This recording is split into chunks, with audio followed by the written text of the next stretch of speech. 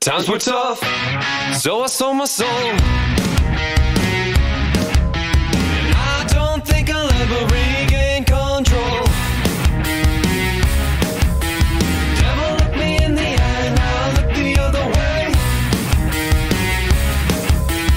What else could I do? I just stared at the doorway and knew I'd rather be drunk with you. I'd rather be drunk. Hey Internet, Dracofunk here, and we are on our way. So this is my 100 subscriber special, where I drive this Rover Train to the South Pole from the North Pole. Technically, this Rover Train has left from the KSC, it drove all the way to the North Pole, but that was the 60 subscriber special, and now we are into the 100 subscriber special. I think we're actually up to 114 subscribers now. So thank you for, if you are a new subscriber and watching. But we are continuing on our journey, and I have mapped out that I'm going to drive kind of between these two peaks. And once I get around that little mountainous area, it's not like a full mountain range, but there's some hills, and it would be difficult terrain if I headed straight for them. Once I get past there, I'm going to start heading in a southwesterly direction, basically until I get to the coast, and it's probably going to take a couple episodes to get there. And the reasoning for that is the continent kind of splits. There's like two sections that go off, and I have to stay to the right in order to make it to the South Pole. If I go to the left, I can keep heading south for a long time, but it never connects to the ice cap, which, you know, that would not serve the purpose of making it to the South Pole. I also need to scout out a river crossing point, and I don't know where the best place to do that is or how to do that. I have a couple options I'm thinking. I can either go all the way to the east where the river kind of ends, but it ends towards the mountains, and I don't know if I can actually traverse that. Also, there may be a point along the river where it's not quite deep enough to completely continue the river, and I may be able to cross there, or come up with some way for the Rover Train to scale or float across the river. These are just some of the ideas that I've kind of been coming up with.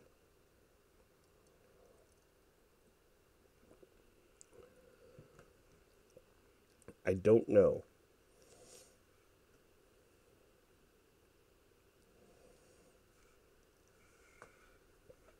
But I will figure something out.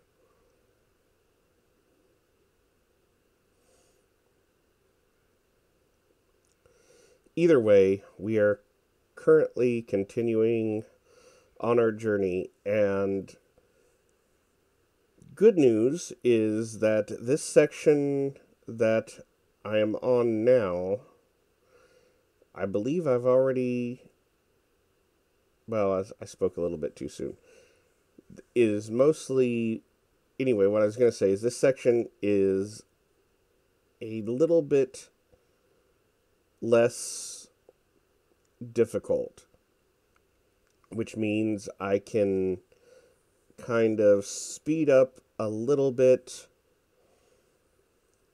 I still have to be cautious because there are still some hills.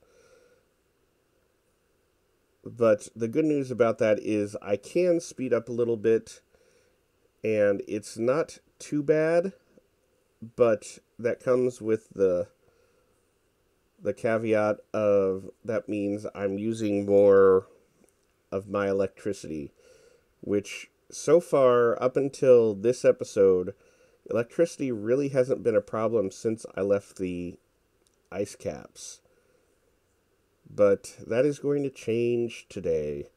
As you can see, I am using my electricity up much more quickly than I have been in previous episodes where I was being very cautious. And as you can see, the sun is setting, which is also... I really probably should bring out another car that has more solar panels that might help.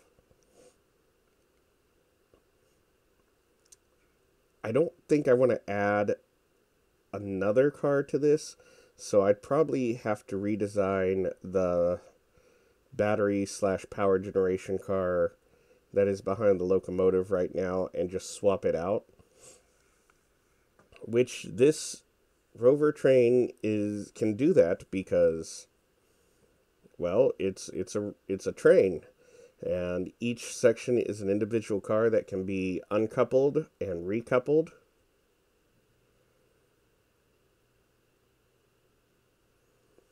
So if I choose to do that, then that is what I can do.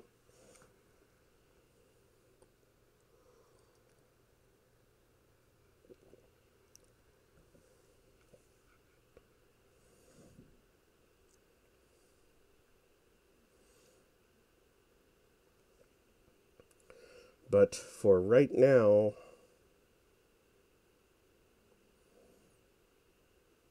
I am simply driving in this direction, and I'm going to keep driving in this direction probably for the next three-ish episodes. Well, maybe 2 more episodes after this. I could be completely wrong.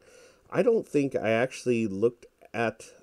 I looked at the map before I started this episode, but I don't think I've looked at it during this entire episode. I was just focused on driving in this direction, and that's pretty much it. I could be right up on the coast by the time I get this done, and I wouldn't know.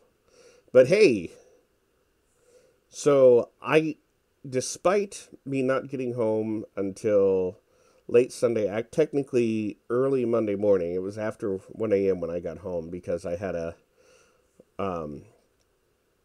one of the things I do in real life means that I was out of town. I was out of town Sunday night and did not get home until late, which normally isn't a problem. I have the ability to, if I need to, sleep in Monday mornings, but I didn't do that because I got up early to watch the SpaceX Starship Super Heavy launch. And if you're watching this, you probably know that it did not happen. It really looked like it was going to, right up until the last couple minutes of the countdown, when there was a stuck valve or a frozen valve issue, and they scrubbed the launch, and they kept the countdown going till the last 10 seconds and treated it like a wet dress rehearsal. It was fully loaded with propellant, and I'll tell you what, right here is a picture from the booster, fully loaded with propellant, with condensation going off. But they did not launch. So they did not go to space that day. SpaceX itself has only given the launch a 50% chance of success, which they said they will be happy as long as it leaves the pad, gets far enough away from the pad that it does not damage stage 0, which is the starbase itself. So there is that. Anyway, this should come out on Wednesday. So the next launch attempt is April 20th, which should be tomorrow if you are watching this the day it comes out. If you are watching this past that date, how did it go? Leave a message in the comments, because, I'd love to hear. I mean, I'm not actually, I'm sure I'm going to attempt to watch it, and you should also watch it. It will be, if it successfully launches, it will be the most powerful rocket ever launched, which was, the N1 never successfully launched. The N1 would have been more powerful than the Saturn V, but the Saturn V held the record until last year when SLS launched and took that. I don't remember the exact amounts of thrust. I want to say Saturn V was around 6.8 or 6.9 million pounds. SLS was 7.4, and Starship is like around 8 million. I could be really off on that. I don't think my editing self will actually put those on, unless I did. Maybe I looked them up. If I did, they're going to be on the screen right now.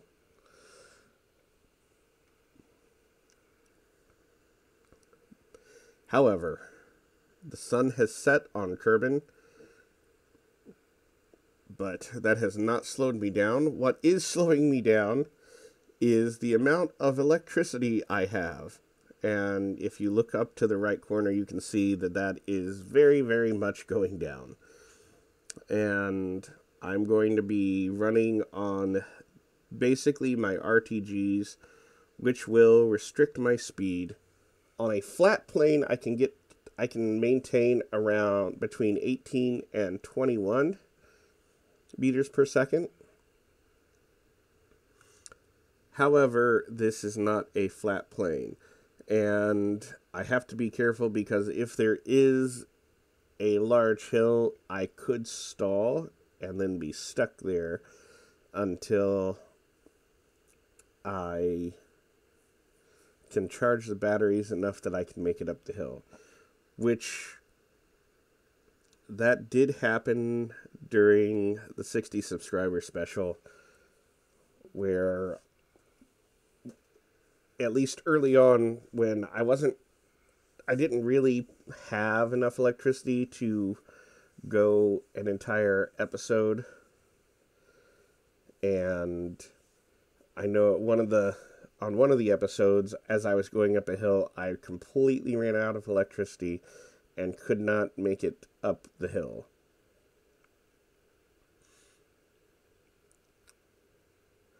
And you can see I'm basically bottling out of electricity, but I'm trying to maintain my speed. I'm able to keep around 20, 21 meters per second, somewhere in that ballpark, not too far off.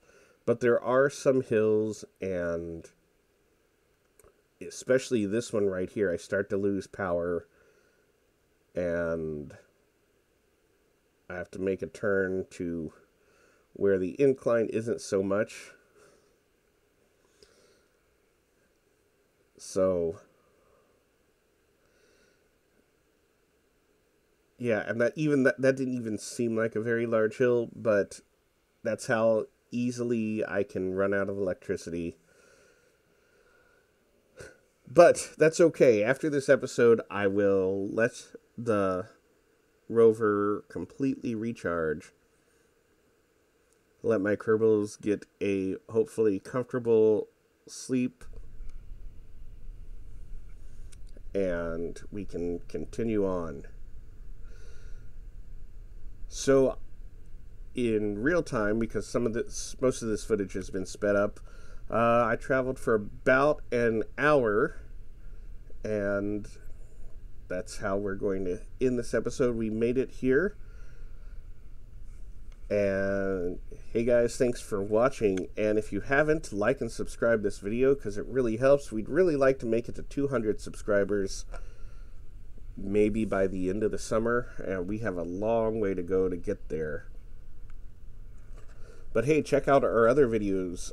We do audio commentary on movies. We are working our way through all the Marvel movies, not just the Marvel Cinematic movies, although we are including those. But all the Marvel movies, we do some detours. There's going to be a couple more detours over the next couple weeks because all of us have been very busy.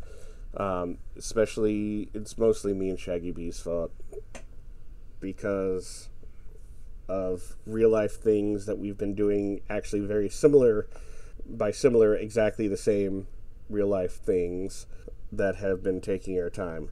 But thanks, guys.